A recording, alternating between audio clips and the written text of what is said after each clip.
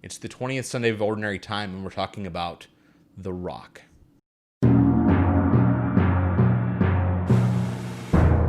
Good. It's the 21st Sunday of Ordinary Time, and we get this picture where Jesus has taken his disciples up to Caesarea Philippi. And I think every Catholic has heard this gospel passage so many times because Jesus entrusts Peter with his church. But one thing we fail to realize is the geography here. Caesarea Philippi is really far up there. So they have to take several days' walk to get up to Caesarea Philippi. And what's there is a huge rock formation where there was the practice of worshiping the god Pan, a pagan god. And so Jesus takes them there for the backdrop of this picture. And then literally that's the only reason they go there.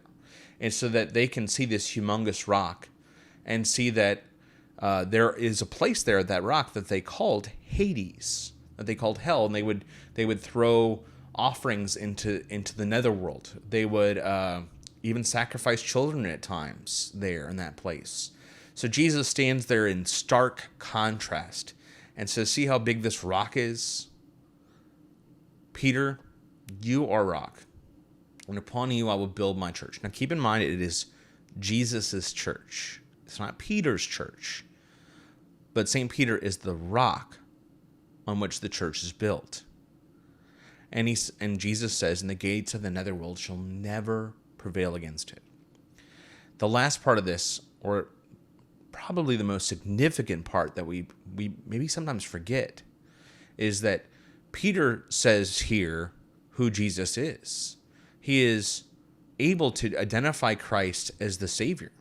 Now, his understanding is not complete because in the very next passage, Peter's going to mess it all up.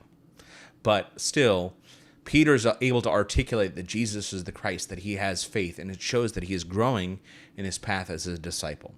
That's really awesome and really good news. That's our good news this week. God bless you.